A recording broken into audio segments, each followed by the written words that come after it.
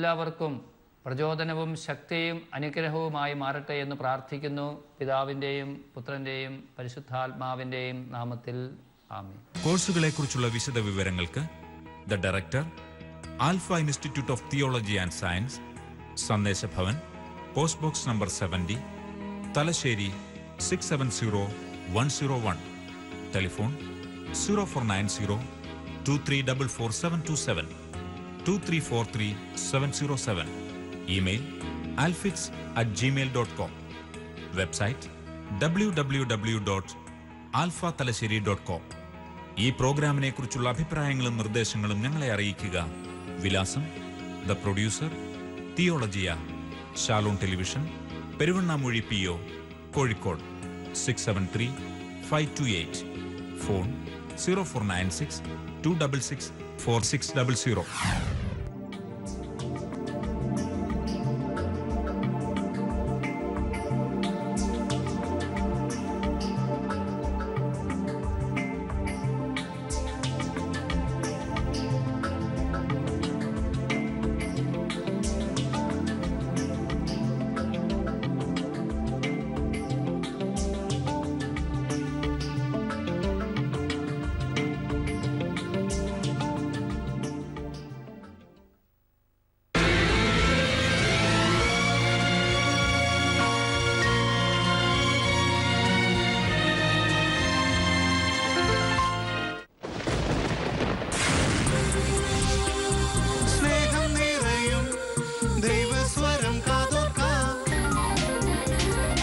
ആശ്വാസം നേടാം, ഹൃത്തിനുള്ളിൽ ജീവൻ നൽകും വചനം, തിരുവചനം.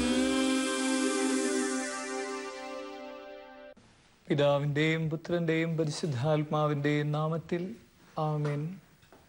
സ്നേഹിതനു വേണ്ടി ജീവൻ ബലികഴിക്കുന്നതിനേക്കാൾ വലിയ സ്നേഹമില്ലെന്ന് പഠിപ്പിച്ച ലോകഗുരുവായ യേശുദേവ, സ്നേഹിതരെ ഉൾക്കൊള്ളുന്നതിനും നിന്റെ സ്നേഹത്തിൻ്റെയും സൗഹൃദത്തിൻ്റെയും ആഴം അളക്കുന്നതിനും ഞങ്ങളുടെ ഈ വചനധ്യാനം സഹായിക്കട്ടെ. തിരുവചനത്തിലൂടെ ഞങ്ങൾ തിരിച്ചറിയുന്നുണ്ട് നീ എല്ലാവരുടെയും സുഹൃത്തായിരുന്നു എന്ന്.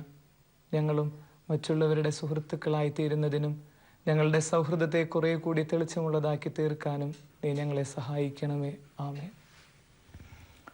വിശുദ്ധ യോഹന്നാൻ അറിയിച്ച നമ്മുടെ കർത്താവ് ഈശോ മിശിഹായുടെ പരിശുദ്ധ സുവിശേഷം, അധ്യായം 21-20 മുതലുള്ള തിരുവചനങ്ങൾ. യേശുവും വത്സല ശിഷ്യനും. പത്രോസ് തിരിഞ്ഞു നോക്കിയപ്പോൾ യേശു സ്നേഹിച്ചിരുന്ന ആ ശിഷ്യൻ പിന്നാലെ വരുന്നത് കണ്ടു. ഇവനാണ് അത്താഴ സമയത്ത് യേശുവിൻ്റെ വക്ഷസിൽ ചാരിക്കിടന്നുകൊണ്ട്, കർത്താവെ, ആരാണ് നിന്നെ ഒറ്റിക്കൊടുക്കാൻ പോകുന്നത് എന്ന് ചോദിച്ചത്. ഇവനെ കണ്ടപ്പോൾ പത്രോസ് യേശുവിനോട് ചോദിച്ചു, കർത്താവെ, ഇവൻ്റെ കാര്യമെന്ത്? യേശു പറഞ്ഞു, ഞാൻ വരുന്നതുവരെ ഇവൻ ജീവിച്ചിരിക്കണമെന്നാണ് എൻ്റെ ഹിതമെങ്കിൽ നിനക്കെന്ത്? നീ എന്നെ അനുഗമിക്കുക. ആ ശിഷ്യൻ മരിക്കുകയില്ല എന്ന ഒരു സംസാരം സഹോദരരുടെ ഇടയിൽ പരന്നു. എന്നാൽ അവൻ മരിക്കുകയില്ല എന്നല്ല യേശു പറഞ്ഞത്. പ്രത്യുത, ഞാൻ വരുന്നതുവരെ അവൻ ജീവിച്ചിരിക്കണമെന്നാണ് എൻ്റെ ഹിതമെങ്കിൽ നിനക്കെന്ത് എന്നാണ്.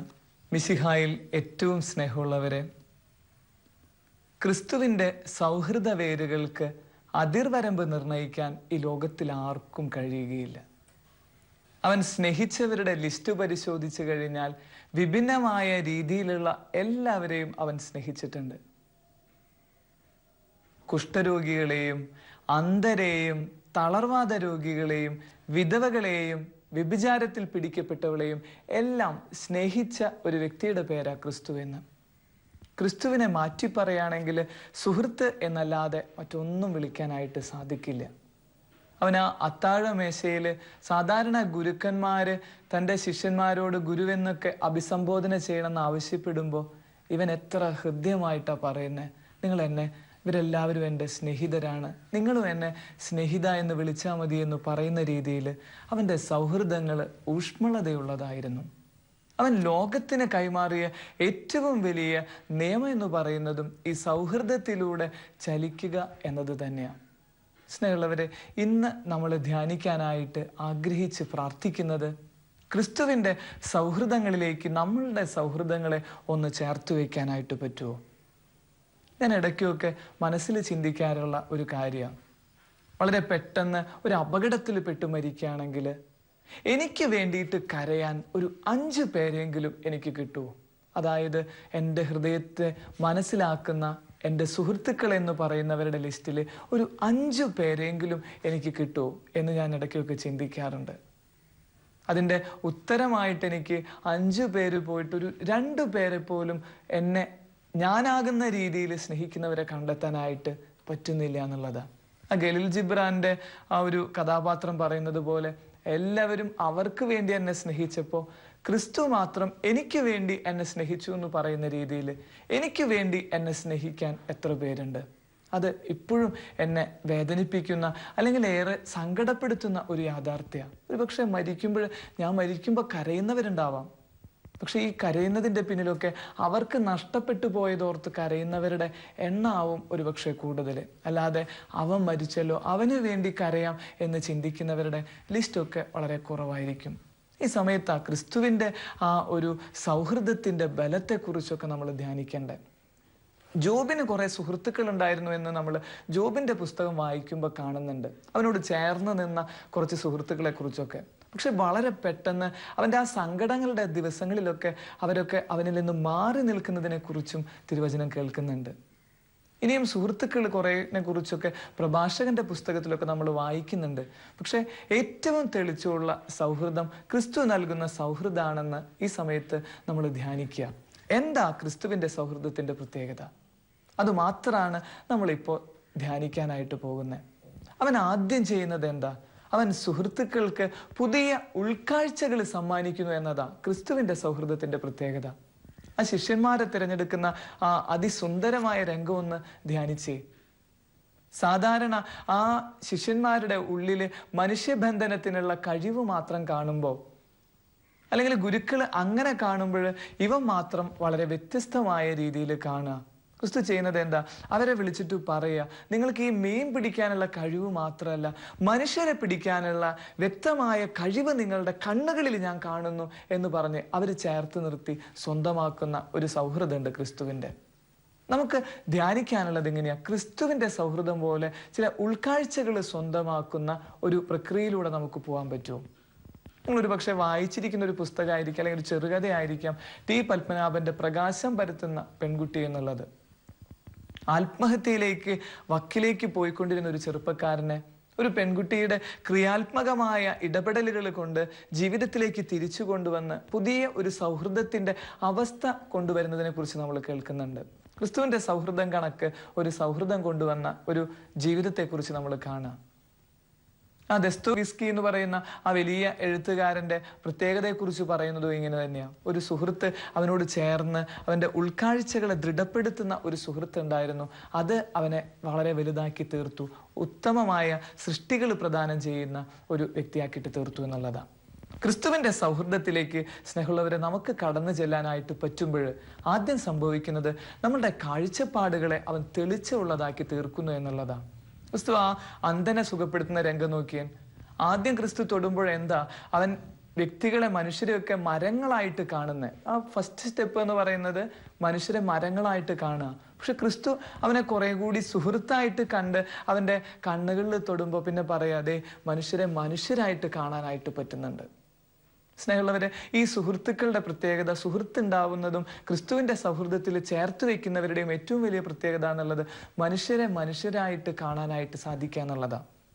ഒരുപക്ഷെ നമ്മൾ അറിയുന്ന ആ നരസിംഹറാവുവിന്റെ ഇൻസൈഡർ എന്ന് പറയുന്ന പുസ്തകത്തിൽ ആ വലിയൊരു മഹത് വ്യക്തി പറഞ്ഞു വെക്കുന്ന ഒരു കാര്യമുണ്ട്. നമ്മൾ മനുഷ്യരുടെ മേക്കപ്പുകളെ കാണുന്നുള്ളൂ, അവരുടെ ഉള്ളിലെ വികാരങ്ങളെയും അവരുടെ ഹൃദയങ്ങളെയും കണ്ടെത്താനായിട്ട് മറക്കുന്നുണ്ട് എന്നുള്ളത്.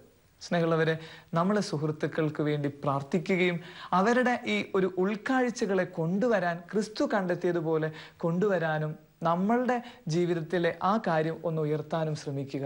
കണ്ണുകളെ ഒന്ന് ഉയർച്ചയ്ക്ക് കൊണ്ടുവരാനായിട്ട് ശ്രദ്ധിക്കുക എന്നുള്ളതാണ് ക്രിസ്തുവിൻ്റെ സൗഹൃദത്തിൻ്റെ ആദ്യത്തെ പ്രത്യേകത. നല്ല ദർശനങ്ങൾ ഉള്ളവരാക്കി തീർക്കുക. എല്ലാവരും കാണുന്നുണ്ട്, പക്ഷെ നോക്കുന്നുണ്ടോ എന്നുള്ളതാണ് പ്രത്യേകത. സാധാരണ അമ്മമാരുടെ കയ്യിൽ കുഞ്ഞുങ്ങൾ ഇരിക്കുന്നിട്ട് അതൊന്ന് കുഞ്ഞുങ്ങളെ കൈമാറുമ്പോൾ അമ്മമാർ പറയുന്ന ഒരു വാചകമുണ്ട്. ഒരൊറ്റ അമ്മയും പറയാറില്ല എൻ്റെ കുഞ്ഞിനെ നന്നായിട്ടൊന്ന് കാണണേന്നല്ല പറയാറ്. പിന്നെ എന്താ പറയാറ്? എൻ്റെ കുഞ്ഞിനെ നന്നായിട്ടൊന്ന് നോക്കണേന്ന് പറഞ്ഞാൽ എന്താ? അവൻ്റെ ഉൾക്കാഴ്ചകളിലേക്ക് കൊണ്ടുവരിക, ഒരു ദർശനം കൊടുക്കുക എന്ന് നോക്കിയ. ക്രിസ്തു തൻ്റെ സുഹൃത്തുക്കൾക്ക് മുഴുവൻ ഈ ഒരു ദർശനം കൈമാറിയതാ. 12 പേരെ വിളിച്ചിട്ട് അവൻ പഠിപ്പിച്ചതൊക്കെ ഈ ഒരു ഉൾക്കാഴ്ചയുടെ ദർശനം കൈമാറ്റം ചെയ്യുന്ന രീതിയാണ്. എല്ലാവരും പഠിപ്പിച്ച ഫോർമാറ്റിൽ നിന്ന് ജസ്റ്റ് ഒന്ന് വിഭിന്നമായ രീതിയിൽ അവൻ പുതിയ പുതിയ ആശയങ്ങൾ, സ്നേഹത്തിന്റെ പുതിയ പുതിയ നിയമങ്ങൾ കൊണ്ടുവരിക. സാബത്തിൽ പോലും രോഗശാന്തി കൊടുക്കുമ്പോഴൊക്കെ ക്രിസ്തു പഠിപ്പിക്കുന്നത് എന്താ? ആ സൗഹൃദത്തിന്റെ ആഴങ്ങളിലേക്ക് കൊണ്ടുവരുന്ന ഒരു അവസ്ഥയാണ്. ഈ ഒരു ഉൾക്കാഴ്ച സ്വന്തമാക്കുന്നവരാ വിശുദ്ധരൊക്കെ. അതുകൊണ്ടല്ലേ ഫ്രാൻസിസ് അസിസി ഒക്കെ പറയുന്ന ക്രിസ്തുവിന്റെ സ്നേഹം കൊണ്ട്, അവന്റെ ഹൃദയത്തിന്റെ ആ സൗഹൃദം കൊണ്ട് നിറഞ്ഞപ്പോ മറ്റുള്ളവരെറിയുന്ന കല്ലുകൾ പോലും എനിക്ക് എന്തായിട്ടാണ് തീരുന്നത്? അത് പുഷ്പങ്ങളെ പോലെ ഏറ്റവും സുന്ദരമായിട്ട് തീരുന്ന ഒരവസ്ഥയായിട്ട് മാറുന്നു എന്നുള്ളത്. നമ്മുടെ കാഴ്ചപ്പാടുകളെ തെളിച്ചമുള്ളതാക്കി തീർക്കുന്ന ആ ക്രിസ്തുവിന്റെ സൗഹൃദത്തിലേക്ക് എനിക്കും നിങ്ങൾക്കൊന്ന് വളരാൻ പറ്റുമോ? ഇതാ ആദ്യമായിട്ട് ക്രിസ്തുവിന്റെ സൗഹൃദത്തിന്റെ പ്രത്യേകത, ഉൾക്കാഴ്ചകൾ നൽകുന്നു എന്നുള്ളത്. ഇനി രണ്ടാമത് എന്താ? അത് ക്രിസ്തുവിന്റെ സൗഹൃദം എന്ന് പറഞ്ഞാൽ ഹൃദയം കൊണ്ട് ജീവിക്കാനുള്ള ഒരു ആഹ്വാനം. ഹൃദയം കൊണ്ട് ജീവിക്കുന്നതിൻ്റെ സൗന്ദര്യം കണ്ടെത്തുന്ന വ്യക്തിത്വങ്ങളെ ആണ് സുഹൃത്തുക്കൾ എന്ന് പറയുന്നത്. നമ്മളൊരു ദിവസം ജീവിതത്തിൽ എത്ര വ്യക്തികളെ കണ്ടുമുട്ടുന്നത്? എത്ര മുഖങ്ങളാണ് നമ്മളുടെ കണ്ണിൻ്റെ കാണാമറയത്തൂടെയൊക്കെ കടന്നു പോകുന്ന രീതിയിൽ കടന്നു പോകുന്നവര്. എന്നിട്ട് അതിൽ വളരെ ചുരുക്കമായവരെ മാത്രം നമ്മൾ ഹൃദയത്തോട് ചേർത്ത് വെക്കുന്നുള്ളൂ. നമ്മൾ ആരെയാണ് നമ്മുടെ ഹൃദയത്തോട് ചേർത്ത് വെക്കുന്നത്? സുഹൃത്തെന്ന് പറഞ്ഞ് നമ്മൾ ചേർത്ത് വെക്കുന്നവരുടെ ഒക്കെ ഹൃദയം കൊണ്ട് ജീവിക്കാനുള്ള ഒരു കെൽപ്പ് ഉള്ളവരെയാണ് നമ്മൾ ഹൃദയത്തിൽ നമ്മൾ ചേർത്ത് വെക്കുന്നത്. അവൻ്റെ ഹൃദയവും എൻ്റെ ഹൃദയവും ചേർന്നു എന്നൊക്കെ പറഞ്ഞ് ആ ചുംബിക്കുന്നതിൻ്റെ പ്രക്രിയ പോലും ഈ ഒരു സുഹൃത്തിൻ്റെ അല്ലെങ്കിൽ സൗഹൃദത്തിൻ്റെ ഹൃദയം കൊണ്ട് ജീവിക്കുന്നതിൻ്റെ ഭാവത്തിൻ്റെ പേരാണ്. ഹൃദയം കൊണ്ട് ജീവിക്കാനായിട്ട് സ്നേഹമുള്ള അപ്പച്ചന്മാരെ അമ്മച്ചിമാരെ നമുക്ക് പറ്റുമോ? ഈ വചനം കേൾക്കുന്ന ക്രിസ്തുവിൻ്റെ സൗഹൃദത്തെ ധ്യാനിക്കുന്നവരൊക്കെ ഈ ഹൃദയം കൊണ്ട് ജീവിക്കുന്ന പ്രോസസ്സിൽ പോകേണ്ടവരാ. പക്ഷെ എന്തുകൊണ്ടോ ഏറ്റവും ദൗർഭാഗ്യം എന്ന് പറയുന്ന രീതിയിൽ കാര്യങ്ങൾ പോകുന്നത് ബുദ്ധി കൊണ്ട് ജീവിക്കുന്ന ഒരു ലോകത്താണ് നമ്മൾ ജീവിക്കുന്നത്. ബുദ്ധിയാണ് ഇവിടെ മുന്നിട്ട് നിൽക്കുന്നത്. ബുദ്ധിക്ക് മേലാണ് നമ്മളുടെ എല്ലാവിധ കാര്യങ്ങളും പോയിക്കൊണ്ടിരിക്കുന്നത്. നമ്മളുടെ മക്കളെ വളർത്തുന്ന രീതി ഒന്ന് നോക്കിയേ. സ്കൂൾ തുറക്കുന്ന ദിവസങ്ങളാണ് കടന്നു വരുന്നത്. ഈ സ്കൂൾ തുറക്കുന്ന സമയത്ത് മക്കൾക്ക് വേണ്ടി ബാഗും വസ്ത്രങ്ങളും എല്ലാ കാര്യങ്ങളും നമ്മൾ ഒരു സുഹൃത്തിന് കൊടുക്കുന്ന രീതിയിൽ എല്ലാം കൊടുക്കുന്നുണ്ട്. പക്ഷെ ഈ ബുദ്ധിയുടെ തലത്തിൽ നിന്ന് മാറി നിൽക്കാനുള്ള ഹൃദയം കൊണ്ട് ജീവിക്കാൻ അവരെ നമ്മളെ പഠിപ്പിക്കുന്നുണ്ടോ?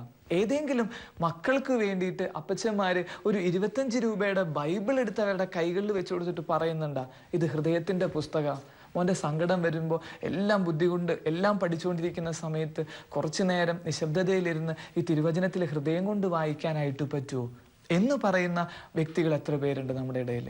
ഹൃദയം കൊണ്ട് ജീവിക്കുന്നവർക്ക് മാത്രമേ ഈ വേദപുസ്തകമൊക്കെ ഒന്ന് കൊടുത്ത് അവരെ ഒന്ന് തെളിച്ചുള്ള മക്കളൊക്കെ ആക്കിയിട്ട് മാറ്റാനായിട്ട് പറ്റുള്ളൂ. ഞാൻ ഒരിക്കലും പറഞ്ഞതാ എൻ്റെ ഒരു സുഹൃത്തിൻ്റെ വേർപാടിനെ കുറിച്ചുള്ള സങ്കടം നിറഞ്ഞ ചില അവസ്ഥകൾ. വിശുദ്ധ ബലിയിൽ ആ ഈശോയുടെ തിരുശരീര രക്തങ്ങൾ ഉയർത്തുമ്പോൾ സങ്കടം കൊണ്ട് കണ്ണ് നിറയുന്ന ഒരു അനുഭവം എന്നുള്ളത് എൻ്റെ ഒപ്പം പഠിച്ച ഒരു വൈദിക വിദ്യാർത്ഥിയുടെ മരണത്തെക്കുറിച്ച് ഓർക്കുമ്പോഴാണ്. ആലുവയിൽ നിന്ന് വരുന്ന വഴിക്ക് ഒരു സൈക്കിളിൽ വരുന്ന വഴിക്ക് ഒരു വണ്ടി ഇടിച്ച് അവൻ അവിടെ കിടക്കുക. 1/2 മണിക്കൂറിലധികം നേരം അവൻ അവിടെ കിടന്നിട്ടും ഒരാൾ പോലും അവനെ ഒന്ന് എടുത്ത് തൊട്ടടുത്തുള്ള ഒരു ഹോസ്പിറ്റലിലേക്ക് കൊണ്ടുപോകാനായിട്ട് ശ്രദ്ധിക്കണില്ല. സ്നേഹമുള്ളവരെ 10-30 മിനിറ്റിന് ശേഷം ഏതോ ഒരു അക്രൈസ്തവനെടുത്ത് അവിടെയുള്ള ഹോസ്പിറ്റലിലേക്ക് കൊണ്ടുപോയപ്പോൾ ഡോക്ടർമാർ പറഞ്ഞു, സ്നേഹമുള്ളവരെ, ഒരു 5 മിനിറ്റ് മുമ്പ് നിങ്ങൾക്ക് ഇവനെ കൊണ്ടുവന്നിരുന്നെങ്കിൽ ഇവൻ്റെ ജീവൻ രക്ഷിക്കായിരുന്നു എന്നുള്ളത്. അതിനേക്കാൾ ഏറ്റവും സങ്കടം ഇവൻ്റെ അമ്മ പറയുന്ന കാര്യമാണ്. സ്നേഹമുള്ളവരെ, ഇത്ര വലിയ റോട്ടിലൂടെ കാറും ബൈക്കും ജീപ്പും ഒക്കെ പോകുന്ന ആ റോട്ടിൽ ഒരാൾക്ക് പോലും ആ ഹൃദയം കൊണ്ട് ജീവിച്ചിട്ട് എൻ്റെ മകനെ ഒന്നെടുത്ത് ഇവിടെ ഒന്ന് എത്തിക്കായിരുന്നില്ലേ? ഒരു 5 മിനിറ്റ് മുമ്പ് നിങ്ങൾക്ക് എൻ്റെ മകൻ ഇവിടെ എത്തിച്ചിരുന്നെങ്കിൽ എൻ്റെ മകൻ്റെ ജീവൻ ഇങ്ങനെ നഷ്ടപ്പെടുമോ? എൻ്റെ അമ്മ എന്നെ പഠിപ്പിച്ചതുപോലെ എൻ്റെ മകൻ എനിക്ക് മാത്രം സ്വന്തമായിട്ടുള്ളത് മാത്രം എന്തുകൊണ്ടാണ് ഇങ്ങനെ നഷ്ടപ്പെട്ടെന്നൊക്കെ പറഞ്ഞ് അമ്മ കരയുമ്പോൾ, സ്നേഹമുള്ളവരെ, ഓരോ വിശുദ്ധ ബലിയിലും ഈ ഹൃദയമില്ലാതെ ജീവിക്കേണ്ടി വരുന്നതിൻ്റെ ആ സങ്കടങ്ങൾ, എനിക്ക് ഹൃദയമില്ലാതെ പോയതിൻ്റെ അവസ്ഥകൾ ഒക്കെ ഓർത്ത് ഞാൻ വിലപിക്കുക. സ്നേഹമുള്ളവരെ, ഹൃദയം കൊണ്ട് ജീവിക്കാനാ സുഹൃത്തുക്കളെ ഒന്നു ചേരേണ്ടത്. ബുദ്ധിയുടെ ആ മേഖലകളെയൊക്കെ ഒന്ന് വിട്ട് ഹൃദയം കൊണ്ടൊന്ന് ചേർത്ത് വയ്ക്കാൻ പറ്റുമോ? ഇന്ന് നമ്മൾ വചനത്തിൽ വായിച്ചു, ക്രിസ്തുവിൻ്റെ മാറോട് ചേർന്ന് കിടന്ന ശിഷ്യൻ എന്നാ പറയുന്നത്. ക്രിസ്തുവിന്റെ മാറോട് ചേർന്നത് എന്താ? അത് അവന്റെ ഹൃദയത്തോട് ചേർന്ന് നിന്നു എന്നുള്ളത് തെളിവാണ്. അതുകൊണ്ടാണ് ആ സങ്കടങ്ങളുടെ രാവിലും ക്രിസ്തു അവനെ ചേർത്ത് പിടിച്ച് അവനോട് കൂടെ കൊണ്ടുപോയിട്ട് ആ ദൈവിക മേഖലകളെ കുറിച്ചൊക്കെ പറയുന്നത്. ഹൃദയം കൊണ്ട് ജീവിക്കാനുള്ള ഒരവസ്ഥയ്ക്ക് വേണ്ടി നമുക്ക് പ്രാർത്ഥിക്കണം. അതാ ക്രിസ്തു പഠിപ്പിക്കുന്ന രണ്ടാമത്തെ ആ സൗഹൃദത്തിന്റെ തെളിച്ചെന്നുള്ളത്. ഇനി മൂന്നാമത്തത് എന്താ? അവൻ കൊടുക്കുന്ന ഒരു സംരക്ഷണത്തിന്റെ കുറവ് ഇന്ന് ഈ ലോകത്ത് ഒരുപാടുണ്ട്. തൻ്റെ സുഹൃത്തിന് എഴുതിയ കത്ത് പോലെയാണ് നമ്മുടെയൊക്കെ ജീവിതം. പ്രണയിക്കുന്ന തൻ്റെ ആ പ്രണയിതാവ് തൻ്റെ കാമുകിക്ക് എഴുതുക ഇങ്ങനെ: നീ ആകാശത്തിൻ്റെ അതിൻ്റെ ഉന്നതങ്ങളിലാണെങ്കിലും ഞാൻ അവിടേക്ക് പറന്ന് വന്ന് ചിറകുള്ളവനെ പോലെ പറന്ന് വന്ന് നിന്നെ സ്വന്തമാക്കുമെന്ന് ആദ്യ വരി എഴുതുക. രണ്ടാമത്തെ വരി എഴുതിയത് തീർച്ചയായിട്ടും ഇങ്ങനെ പറഞ്ഞ: നീ ആഴക്കടലിലാണെങ്കിലും ഞാൻ അവിടേക്ക് ഓളയിട്ട് വന്ന് നിന്നെ അവിടെ നിന്ന് സ്വന്തമാക്കി എന്നെ മാറോട് ചേർക്കുന്ന എഴുതുക. അവസാനം അവൻ എഴുതി വെക്കുന്നത് ഇങ്ങനെയാ: നാളെ NB-ന്ന് എഴുതിയിട്ട് എഴുതി വെക്കുക, നാളെ മഴയില്ലെങ്കിൽ പള്ളിയിൽ കാണാന്ന്. ഒരു സംരക്ഷണം കൊടുക്കാതെ പോകുന്നതിന്റെ ചില അവസ്ഥകളൊക്കെ നമ്മൾ ഈ ദിവസങ്ങളിൽ കാണുന്നുണ്ട്. ദ പ്രൊട്ടക്ഷൻ എന്നൊക്കെ പറയുന്ന ആ വാക്കിന്റെ തെളിച്ചം പോലും നമുക്കില്ല. നമുക്ക് എന്താ, എല്ലാം കോൺട്രാക്റ്റാ. കുറച്ച് ദിവസത്തേക്ക് മാത്രമുള്ള സൗഹൃദം എന്നൊക്കെ പറയുന്നത് കുറച്ച് നാള് 2-3 വർഷത്തേക്ക് മാത്രമുള്ള ഒരു പരിപാടിയായിട്ട് തീർക്കുക. പക്ഷെ ക്രിസ്തുവിന് എന്തായിരുന്നു? അതൊരു കമ്മിറ്റ്മെന്റ് ആയിരുന്നു. മരണം വരെ അവൻ സുഹൃത്തുക്കൾക്ക് വേണ്ടിയിട്ട് ചെലവഴിക്കുക. 3 വയസ്സുള്ള ചിഞ്ചുമോള് അമ്മയോട് അടുത്ത് പതുക്കെ ചോദിക്കുക: എന്തിനാ ഈശോ ഇങ്ങനെ കരം പിടിച്ച് നിൽക്കുന്നേ? എന്തിനാ കുരിശിൽ കിടക്കുന്നതിൽ ഇങ്ങനെ കൈ പിടിച്ച് നിൽക്കുന്നതെന്ന് ചോദിക്കുക. അമ്മയ്ക്ക് മകളോടുള്ള സ്നേഹക്കൂടുതലിന്റെ പേരിൽ അമ്മ വീണ്ടും ആ മോളോട് കുറച്ച് ചോദ്യങ്ങൾ ചോദിക്കുക. മോളെ, നീ അമ്മയെ എത്രത്തോളം സ്നേഹിക്കുന്നേ? ഇത്രത്തോളാണോ സ്നേഹിക്കുന്നേ? അവള് പറഞ്ഞു: അല്ല അമ്മ, ഞാൻ അതിനേക്കാൾ കൂടുതൽ എൻ്റെ അമ്മയെ സ്നേഹിക്കുന്നുണ്ട്. പിന്നെ എത്രത്തോളം സ്നേഹിക്കുന്നതെന്ന് പറഞ്ഞ അമ്മ കൈ കുറച്ചും കൂടി ഇങ്ങനെ നീട്ടിയിട്ട് പറയാം: ഇത്രത്തോളാണോ സ്നേഹിക്കുന്നേ? മോള് പറഞ്ഞു: അല്ല അമ്മ, ഇതിനേക്കാൾ കൂടുതൽ ഞാൻ എൻ്റെ അമ്മേനെ സ്നേഹിക്കുന്നുണ്ട്. അതിനുശേഷം അമ്മ ചോദിച്ചു: ഇത്രത്തോളാണോ ചോദിച്ചു. അപ്പോൾ അവള് പറഞ്ഞു: അല്ല അമ്മ, ഞാൻ ഇതിനേക്കാൾ കൂടുതലെന്ന് പറഞ്ഞ് അമ്മയുടെ അടുത്തേക്ക് പോയിട്ട് മോള് അമ്മേനെ കെട്ടിപ്പിടിക്കുക. എന്നിട്ട് പറയുക, അമ്മ മോളോട് പറയും: മോൾ ഇനിയൊന്ന് ഈശോയുടെ മുഖത്തേക്ക് നോക്കിയേൻ, ആ ക്രൂശിത രൂപത്തേക്ക് നോക്കിയേൻ. അപ്പോൾ അവൾക്ക് മനസ്സിലാകുക, ദേ ആ കരം പിടിച്ച് നിൽക്കുന്നത് മുഴുവൻ സ്നേഹിതർക്ക് വേണ്ടിയിട്ട്, സൗഹൃദത്തിന് വേണ്ടിയിട്ട് അവൻ്റെ ജീവിതം നൽകിയതാന്നൊക്കെയുള്ള എൻ്റെ തെളിച്ചമുള്ള ചില കാര്യങ്ങൾ കിട്ടിയെന്നാണ് പറയുന്നത്. സ്നേഹമുള്ളവരെ, ഒന്ന് ചിലർക്ക് വേണ്ടിയെങ്കിലും ഒന്ന് കാവലായിട്ട് നിൽക്കാനായിട്ട് പറ്റുമോ? ആ മധുസൂദനൻ നായരുടെ കവിതയിലൊക്കെ പറയുന്ന രീതിയിൽ, ഇനി നീ ഉറങ്ങുക, നിനക്ക് വേണ്ടിയിട്ട് കാവലായിട്ട് ഉറങ്ങാതെ ഞാനിരിക്കുക എന്നുള്ളത്. ഈ സൗഹൃദം പങ്കുവയ്ക്കുന്നത് ഏറ്റവും വലിയ കാര്യം എന്നുള്ളത് ഈ ഒരു കാവലിന്റെ മേഖലകളിലേക്ക് നമ്മളെ കൊണ്ടുപോകാന്നുള്ളതാണ്. ക്രിസ്തുവിന്റെ ആ ഇടയനും സുഹൃത്തും എന്നൊക്കെയുള്ള 2 കൺസെപ്റ്റുകൾ ഒന്നുചേരുന്നത് അവിടെയാണ്. ക്രിസ്തുവിന്റെ ഇടയ സങ്കല്പങ്ങൾ സൗഹൃദവുമായിട്ട് ഒത്തിരി ബന്ധമുള്ളതാണ്. ക്രിസ്തു പറയുന്നു, ഞാനാണ് ഏറ്റവും നല്ല ഇടയൻ. ആ ഇടയന്റെ പ്രത്യേകത എന്താ?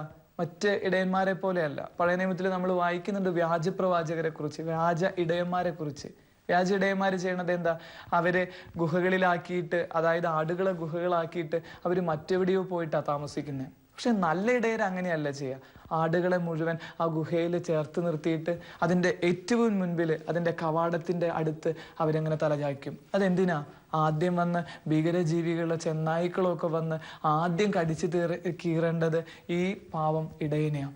ഇടയനെ കൊന്നതിന് ശേഷം മാത്രമേ ആടുകളുടെ അടുത്തേക്ക് പോകാനായിട്ട് പാടുള്ളൂ എന്നൊരു ബോധ്യമുള്ളതിൻ്റെ പേരിലാണ് ഇടയൻ അങ്ങനെ ചേർന്ന് നിൽക്കുന്നത്. ഓരോ സുഹൃത്തും ഓരോ ഇടയരായിട്ട് മാറണമെന്ന് ഇന്ന് നമ്മളെ ഓർമ്മിപ്പിക്കുന്നു. ക്രിസ്തു പഠിപ്പിക്കുന്നത് ഈ ഒരു ശക്തമായ കാര്യമാണ്. ഒന്ന്, ഒരു സംരക്ഷണം കൊടുത്ത്, സാരമില്ലടോ എന്ന് പറയുന്ന ഒരു വാക്കൊന്ന് പറയാൻ പറ്റൂ. വലിയ വലിയ കാര്യങ്ങളൊന്നും ചെയ്യണ്ട. കുടുംബത്തിലേക്കൊക്കെ വരുമ്പോൾ ഒരു സുഹൃത്തായിട്ട് എനിക്ക് തീരാൻ പറ്റുമോ? ഭാര്യയ്ക്ക് ഭർത്താവിനെ ഒരു സുഹൃത്തായിട്ടൊക്കെ ഒന്ന് കാണാനായിട്ട് പറ്റുമ്പോൾ ഡൈവേഴ്സ് കേസുകളുടെ എണ്ണം കുറയുന്നാ പറയുന്നത്. ചെറിയ ചെറിയ പ്രശ്നങ്ങളുടെ പേരിൽ എത്ര വലിയ സങ്കീർണതകളാണ് ലോകത്തിൽ ഉണ്ടായിക്കൊണ്ടിരിക്കുന്നത്. കുടുംബ ബന്ധങ്ങളുടെ തകർച്ചകൾ മുഴുവൻ ഉണ്ടായിക്കൊണ്ടിരിക്കുന്നത് ഈ ഒരു സൗഹൃദത്തിന്റെ തളം കണ്ടാത്തതിന് പോകുന്നതിന്റെ പേരില്ല. ആ കാനായിലെ കല്യാണമൊക്കെ ധ്യാനിക്കുമ്പോൾ നമ്മൾ മനസ്സിലാകുന്നുണ്ട് ഈ ഒരു അവസ്ഥയെക്കുറിച്ച്. സ്നേഹത്തിന്റെ വീഞ്ഞ് തീർന്നു പോകുന്ന ഒരവസ്ഥയാണ് ആ കാനായിലെ കല്യാണമൊക്കെ നമ്മൾ പഠിപ്പിക്കുന്നത്. വീഞ്ഞ് എപ്പോഴും പുതുമയുള്ളതായിട്ട് തീരണമെങ്കിൽ എന്തുണ്ടാവണം? അതിൽ ഈ ഒരു കാവലിന്റെ അംശം ഉണ്ടാവണം. 25 വർഷം കഴിഞ്ഞ്, വിവാഹ ജീവിതത്തിന്റെ 25 വർഷം കഴിഞ്ഞിട്ട് ഒരാൾ ചോദിക്കുന്ന പോലെ, ഭാര്യയോട് ചോദിക്കുന്ന പോലെ, do you really love me? നീ എന്നെ സത്യമായിട്ട് സ്നേഹിച്ചിരുന്നോ? 25 വർഷം ഒന്നിച്ച് കിടന്നതാ, മക്കളെ വളർത്തിയിട്ട് മക്കളുടെ വിവാഹമൊക്കെ സുന്ദരമായിട്ട് നടത്തിയൊരു മനുഷ്യനാ. എന്നിട്ടും ചോദിക്കുക, do you really love me? അപ്പോൾ ഭാര്യ തിരിച്ചു ചോദിക്കുക, നിങ്ങൾ ഒരിക്കലും എനിക്ക് കാവലായിട്ട് നിന്നിട്ടില്ലല്ലോ. ഞാൻ ഉറങ്ങുമ്പോൾ നിങ്ങൾ എൻ്റെ അടുത്ത് ചേർന്ന് കിടന്ന് ആ രതി എന്ന് പറയുന്ന അതിൽ പങ്കെടുക്കാന്നല്ലാതെ വേറെ ഒന്നും ചെയ്തിട്ടില്ലോ എന്ന് പറഞ്ഞ് അദ്ദേഹത്തിൻ്റെ സങ്കടങ്ങൾ മുഴുവൻ പങ്കുവെക്കുമ്പോൾ ഈ ഒരു കാവലിൻ്റെ അംശം പോകുന്നുണ്ട്. ജീവന്റെ മൂല്യം മറക്കുന്നുണ്ട് ഈ സമൂഹമൊക്കെ. അതുകൊണ്ടാണ് പരിശുദ്ധ പിതാവ് ദിവംഗതനായ ജോൺ പോൾ II മാർപ്പാപ്പയൊക്കെ പറയുന്നത്, ഇനി മുതൽ മനുഷ്യജീവന്റെ കാവൽക്കാരായിട്ട് നിങ്ങൾ മാറണം. അതാ ഏറ്റവും വലിയ സുഹൃത്ത്. അതാണ് സൗഹൃദത്തിന്റെ ഏറ്റവും തെളിച്ചുള്ളൊരവസ്ഥ. ക്രിസ്തു നമ്മളെ പഠിപ്പിക്കുന്നത് ഈ ഒരു കാവലിന്റെ മേഖലകളിലേക്ക് കടന്നു വരാനായിട്ട് നമുക്ക് പ്രാർത്ഥിക്കാം. ഈശോയുടെ ആ സൗഹൃദത്തിലേക്ക് വരിക എന്നുള്ളതാ ഏറ്റവും വലിയ കാര്യം. ഇനി അവസാനമായിട്ട് നമ്മളുടെ സൗഹൃദങ്ങളെ ഒന്ന് ചേർത്ത് വായിച്ച് ജീവിതത്തിൽ ഏതെങ്കിലുമൊക്കെ സുഹൃത്തുക്കളുള്ളവരാണ് നമ്മൾ. ഈ സുഹൃത്തിനെ നമ്മൾ എങ്ങനെയാ കാണുന്നത്? ക്രിസ്തു മധ്യത്തിലില്ലാത്ത ഒരു സൗഹൃദവും വിലയുള്ളതായിട്ട് തീരില്ല എന്ന് നമ്മൾ കണ്ടെത്തുന്നുണ്ട്. വളരെ പെട്ടെന്ന് പാളിപ്പോകുന്ന സൗഹൃദങ്ങളിലൊക്കെ ക്രിസ്തു മധ്യത്തിലില്ലാത്തതിൻ്റെ പേരിൽ സംഭവിച്ചതാണ്. അതുകൊണ്ട് ഇന്ന് ഈ വചനധ്യാനം നമ്മൾ നടത്തുമ്പോൾ ഓർക്കാം, നമ്മളൊരു സുഹൃത്തായിട്ട് മാറണമെങ്കിൽ, ഉത്തമ സുഹൃത്തായിട്ട് മാറണമെങ്കിൽ എൻ്റെ സുഹൃത്തിൻ്റെ മധ്യത്തിൽ ക്രിസ്തു എന്ന് പറയുന്ന സുഹൃത്തുണ്ടായിരിക്കണം. അവൻ്റെ കരം പിടിച്ചു വേണം ഞാൻ എൻ്റെ സുഹൃത്തിനെയും ചേർത്ത് പിടിക്കാൻ വേണ്ടിയിട്ട്. അതല്ലെങ്കിൽ എൻ്റെ ചിന്തകൾ, എൻ്റെ ഭാവനകൾ, ലോകങ്ങൾ മുഴുവൻ മാറിപ്പോകുന്നു കണ്ടെത്തിക്കൊണ്ട് നമുക്ക് വളരാനായിട്ട് ശ്രമിക്കാം. ക്രിസ്തു സ്നേഹിച്ചതുപോലെ, അവൻ സൗഹൃദത്തിനു വേണ്ടി എന്ത് ത്യാഗം സഹിച്ചതുപോലെ അവൻ പറഞ്ഞില്ലേ, ദേ നിങ്ങൾ പറയുന്നതനുസരിച്ച് ഞാൻ ചെയ്യാം. 1 മൈൽ പറഞ്ഞു കഴിഞ്ഞാൽ 2 മൈൽ നടക്കാന്നൊക്കെ പറയുന്നത് ആ ഒരു തലത്തിൽ നിന്നുകൊണ്ടാണ്. ഇത് നമുക്ക് വേണ്ടിയുള്ള ഒരു താക്കീത. നല്ല സുഹൃത്തുക്കളായിട്ട് തീരാൻ, ക്രിസ്തുവിൻ്റെ സൗഹൃദത്തിൽ പങ്കുചേരാനായിട്ട് ആ അവസാന രാത്രിയൊക്കെ വീണ്ടും നമ്മുടെ മനസ്സിലേക്ക് കൊണ്ടുവരണം. സുഹൃത്ത് കാല് കഴുകുന്നതിൻ്റെ പ്രതീക, കാവലായിട്ട് നിൽക്കുന്നതിൻ്റെ പ്രതീക. ബോബി ജോസ് അച്ഛനൊക്കെ പറയുന്ന പോലെ, എന്തിനാ ഈശോ അല്ലെങ്കിൽ ദൈവം എൻ്റെ വിണ്ടുകീറിയ പാദങ്ങളുടെ അടുത്തേക്ക് വന്നേ? സ്വർഗം എന്തിനാ എൻ്റെ വിണ്ടുകീറിയ പാദങ്ങളുടെ അടുത്തേക്ക് വന്നേ? അത് സൗഹൃദത്തിൻ്റെ വലിയ മേഖലകളെക്കുറിച്ച് പഠിപ്പിക്കാൻ. നീ ഇല്ലാത്ത ലോകത്ത് ഇനി ഞാൻ ജീവിക്കില്ല എന്ന് പറയുന്ന ചില സുഹൃത്തുക്കളെ പോലെ മാത്രം വാക്കുകളിൽ ഒതുക്കി തീർക്കാതെ അത് ഹൃദയം കൊണ്ടും ജീവിതം കൊണ്ടും പറയുന്നവരാകാനായിട്ട് നമുക്ക് ശ്രമിക്കാം. ഈശോ നമ്മളെ സമൃദ്ധമായിട്ട് അനുഗ്രഹിക്കട്ടെ. അവൻ്റെ സൗഹൃദത്തിനു വേണ്ടി നമുക്ക് ആഗ്രഹിക്കാം. ക്രിസ്തു വീണ്ടും ഉത്ഥാനം ചെയ്തതുപോലും ഈ ഒരു സൗഹൃദത്തോടുള്ള പ്രണയത്തിൻ്റെ പേരിലാണ്. ഞാൻ ചിന്തിക്കാറുണ്ട്, എന്തുകൊണ്ടാണ് ക്രിസ്തു ഈ കുഞ്ഞുങ്ങളെ പോലെ കളിക്കുന്നത്? ഉത്ഥാനം എന്തുകൊണ്ടാണ് വീണ്ടും സംഭവിച്ചത്? ദേ മരിച്ചു എന്ന് അറിഞ്ഞിട്ട് പിന്നെയും അവൻ തിരിച്ചു വരുന്നു എന്ന് അറിയുന്നത് എന്തുകൊണ്ടാണ്? സ്നേഹിച്ചിട്ട് കൊതി തീരാത്തതിൻ്റെ പേരിൽ, സുഹൃത്തുക്കളെ കണ്ടു മതിയാവാത്തതിൻ്റെ പേരിൽ അവൻ വീണ്ടും മരണത്തിൻ്റെ ആ വലിയ ഗർത്തമൊക്കെ പൊളിച്ചിട്ട് വീണ്ടും തിരിച്ചു വന്ന ആ സുഹൃത്തുക്കളെയൊക്കെ ചേർത്ത് നിർത്തിയിട്ട് അവരുടെ കൂടെ അത്താഴം പങ്കുവെക്കുന്നത്. ഇത് സൗഹൃദത്തിൻ്റെ ലോകമാക്കി മാറ്റാം, സൗഹൃദത്തിൻ്റെ നിമിഷങ്ങളാക്കി മാറ്റാം. ക്രിസ്തുവിനോട് പറഞ്ഞ് അവൻ്റെ അഭിഷേകമുള്ള നല്ല സുഹൃത്തുക്കളായിട്ട് തീരാം. ക്രിസ്തു ആ ഒരു പാട്ടൊക്കെ നമ്മുടെ മനസ്സിലേക്ക് വരുന്നില്ലേ? ഹൃദയങ്ങൾ ചേരുമ്പോൾ ദൈവത്തെ കാണുന്നു, ഹൃദയങ്ങൾ അകലുമ്പോൾ പാപത്തിൽ വീഴുന്നു എന്നൊക്കെ. ഹൃദയങ്ങൾ ചേർന്നിരിക്കാൻ, സൗഹൃദത്തിൽ വളരുന്നവരാകാൻ നമുക്ക് ഈശോയോട് പ്രാർത്ഥിക്കാം. ദൈവം നമ്മെ സമൃദ്ധമായിട്ട് അനുഗ്രഹിക്കട്ടെ. ആമേൻ. സ്നേഹീശോയെ, അങ്ങാണ് യഥാർത്ഥ സുഹൃത്ത് എന്ന് ഞങ്ങൾ തിരിച്ചറിയുന്നു. അങ്ങയുടെ സൗഹൃദത്തിൻ്റെ പ്രത്യേകതകൾ ഞങ്ങൾ മനസ്സിലാക്കുന്നു. ഈശോയെ, ഈ സൗഹൃദം ഞങ്ങൾക്ക് എന്നും ഞങ്ങളോട് കൂടെ ഉണ്ടായിരിക്കണമേ എന്ന് പ്രാർത്ഥിക്കുന്നു. നല്ല ഉൾക്കാഴ്ചകളുള്ളവരായി തീരാൻ, ഞങ്ങളുടെ സൗഹൃദം തെളിമയുള്ളതാക്കി തീർക്കാൻ ഈശോയെ ഞങ്ങൾ ഇനി കൂട്ടുവിളിക്കുന്നത് നിന്നെയാ. ഹൃദയം കൊണ്ട് ജീവിക്കുന്നവരുടെ ഒരു അവസ്ഥ ഞങ്ങളിലുണ്ടാവണം. ബുദ്ധി മാത്രം ഞങ്ങളുടെ മുകളിൽ നിൽക്കുന്ന അവസരങ്ങളിൽ ഈശോയെ അങ്ങ് ഹൃദയം കൊണ്ട് ജീവിച്ചതുപോലെ ജീവിക്കാൻ ഞങ്ങളെ ശക്തിപ്പെടുത്തണമേ. അങ്ങ് നല്ല ഒരു ഇടയനും കാവൽക്കാരനും സൗഹൃദത്തിൻ്റെ വേലിയേറ്റങ്ങൾ സമ്മാനിച്ചവനുമായതുപോലെ ഞങ്ങൾക്കും നല്ല കാവൽക്കാരായിട്ട് തീരാൻ, സഹോദരൻ്റെ കാവൽക്കാരായിട്ട് തീരാൻ, ജീവൻ്റെ കാവൽക്കാരായിട്ട് തീരാൻ ഞങ്ങളെ നീ സഹായിക്കണമേ. ആമേൻ.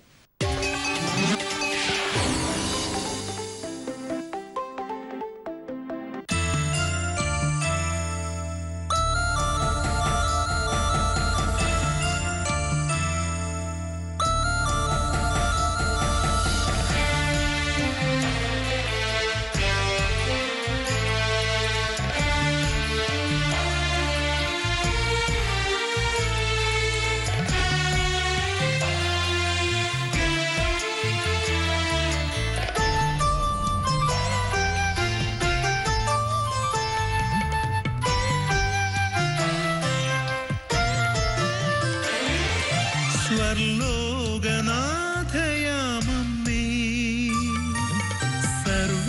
സർവേശസൂനുവിൻ മാതാവേ,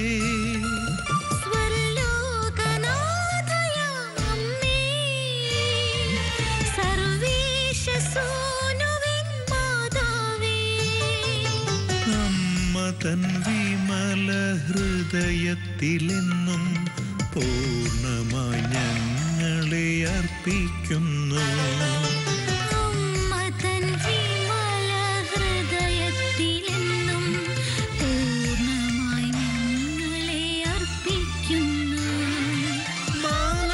മാലാഖമാരുടെ റാണി, എന്നും ശാലോം കുടുംബത്തിൻ രാജ്ഞി, ഇപ്പോഴും എപ്പോഴും ശാലോം കുടുംബത്തിൽ തൃക്കൈകളിൽ നമ്മെ കാക്കേണമേ. മാലാഖമാരുടെ റാണി, എന്നും ശാലോം കുടുംബത്തിൻ രാജ്ഞി, ഇപ്പോഴും എപ്പോഴും ശാലോം കുടുംബത്തിൽ തൃക്കൈകളിൽ നമ്മെ കാക്കേണമേ.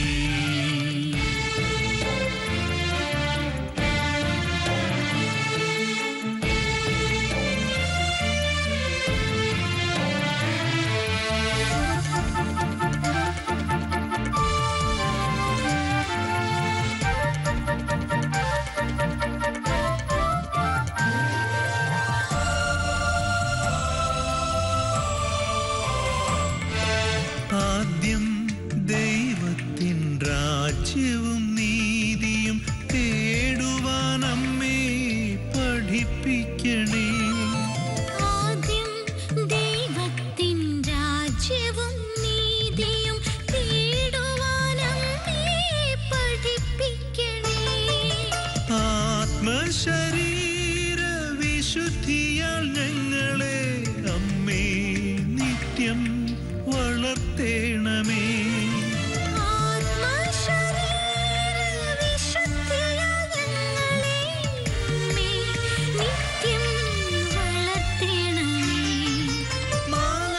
മാലാഖമാരുടെ റാണി, എന്നും ശാലോം കുടുംബത്തിൻ രാജ്ഞി, ഇപ്പോഴും എപ്പോഴും ശാലോം കുടുംബത്തിൽ തൃക്കൈകളിൽ നമ്മെ കാക്കേണമേ.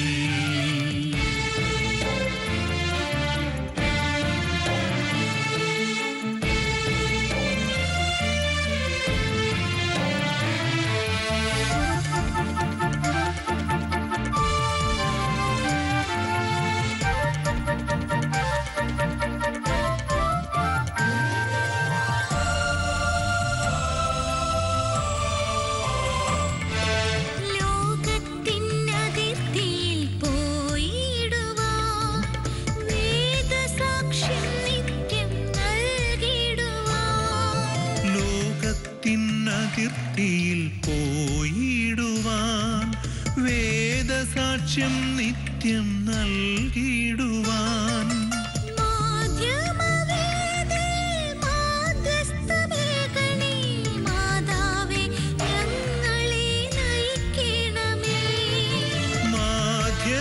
മാധ്യമവേദിയിൽ മാധ്യസ്ഥമേകണേ, മാതാവേ ഞങ്ങളെ നയിക്കണമേ. മാലാഖമാരുടെ റാണി, എന്നും ശാലോം കുടുംബത്തിൻ രാജ്ഞി, ഇപ്പോഴും എപ്പോഴും ശാലോം കുടുംബത്തിൽ തൃക്കൈകളിൽ നമ്മെ കാക്കേണമേ.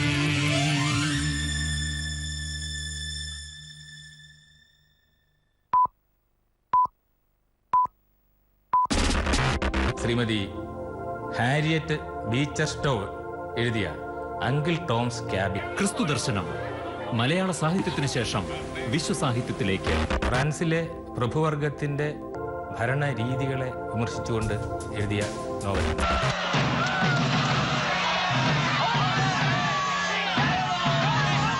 ഈശ്വരവിശ്വാസം, അതാണ് മനുഷ്യന്റെ അന്തിമമായിട്ടുള്ള അഭയം എന്ന് ഈ കഥ നമ്മെ പഠിപ്പിക്കും. Uroob award doctor Hermann Gundert award തുടങ്ങി നിരവധി സാഹിത്യ പുരസ്കാരങ്ങൾക്ക് അർഹനായ പ്രൊഫസർ കെ വി തോമസ് ലോക ക്ലാസിക്കൽ കൃതികളിലെ ദൈവ